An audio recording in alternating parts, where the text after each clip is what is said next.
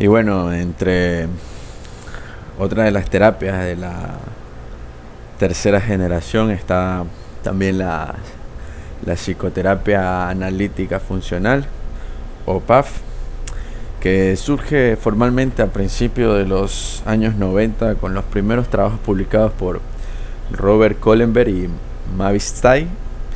Se basa en el análisis conductual de la relación terapéutica, de modo que lo que para algunos psicoterapeutas es un factor común a todas las terapias, para la PAF es un factor esencial. Se enfatiza el uso de la relación paciente-terapeuta para proporcionar oportunidades de gran valor para el aprendizaje in situ.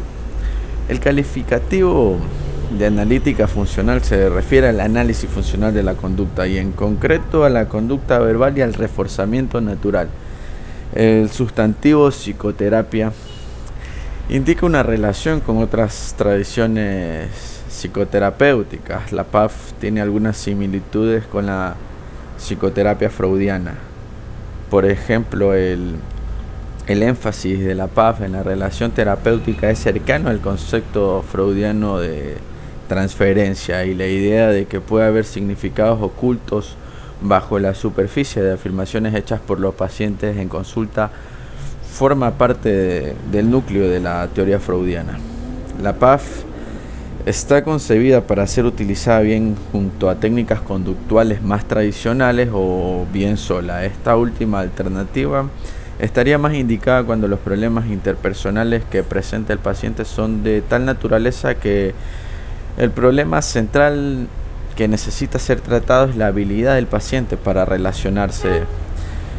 Kohlenberg y Say afirman que la PAF, además de un poderoso tratamiento por sí mismo, es también una aproximación integradora que puede ser combinada con prácticamente cualquier otro tipo de terapia con resultados sinérgicos. En la aplicación clínica de la PAF, Kohlenberg y Say se centran en las conductas clínicamente relevantes, que la vamos a categorizar como las CCR, porque estas se distinguen en tres clases que ocurren durante la terapia.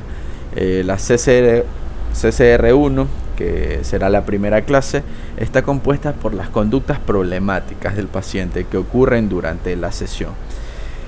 La segunda clase son las CCR2, que comprende conductas o grupos de conductas del paciente mejoradas durante las sesiones terapéuticas. Estas conductas necesitan definirse o perfilarse a lo largo del proceso terapéutico porque lógicamente no aparecen en los inicios del mismo, bien porque no tienen consistencia suficiente en el repertorio conductual del paciente o bien por la presencia dominante de la CCR1.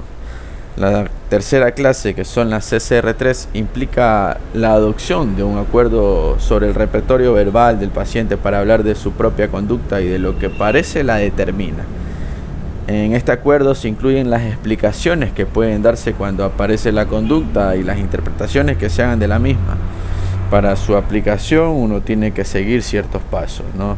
El carácter definitorio de la PAF es la explotación de la relación terapéutica como el lugar en el que se dan los problemas y el lugar en donde también se da el cambio.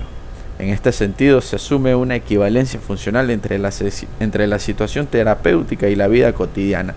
Al convertir la sesión clínica en una auténtica relación terapéutica, se implica o se impone una renovación en las categorías de las conductas clínicamente relevantes y una tarea clínica fundamental que va a ser la identificación de estas conductas. A este respecto, resulta decisivo un análisis funcional del lenguaje en la terapia y se hace indispensable la habilidad del terapeuta para identificar situaciones dentro de la terapia que evoquen conductas clínicamente relevantes. La PAF se desarrolla mejor con el contexto de una relación terapéutica larga, intensa. Requiere un compromiso significativo por parte del terapeuta y del paciente de estar deseosos de examinar aspectos de su relación que puede a veces ser dolorosa y también conflictiva, ¿no?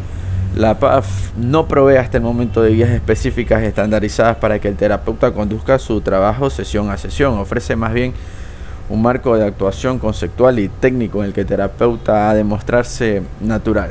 Las guías específicas irían contra un comportamiento natural y espontáneo. Los propios Kohlenberg y Say indican que las reglas tienen que ser más vistas como algo que se debe procurar hacer y no tanto como algo que debe hacerse. Sugieren 5 reglas que comprende la técnica terapéutica.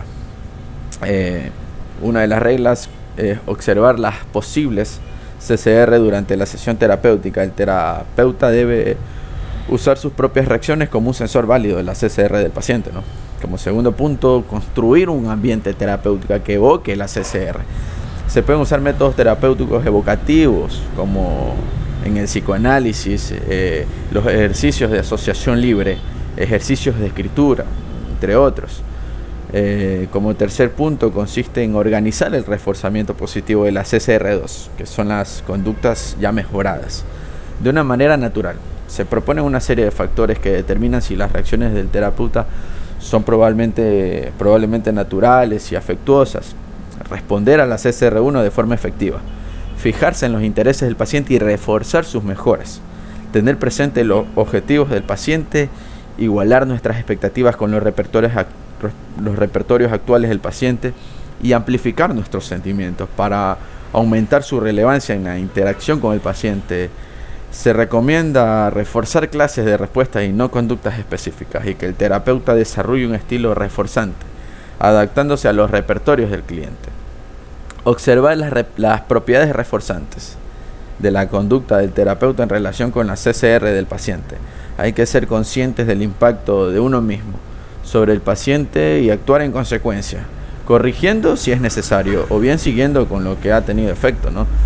Y como último punto, generar en el paciente un repertorio de descripción de las relaciones funcionales entre las variables de control y las conductas.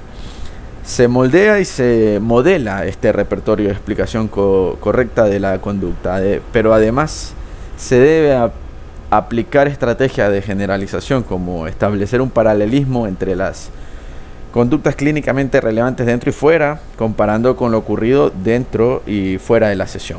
Pues esto un resumen de lo que trata la psicoterapia analítica funcional.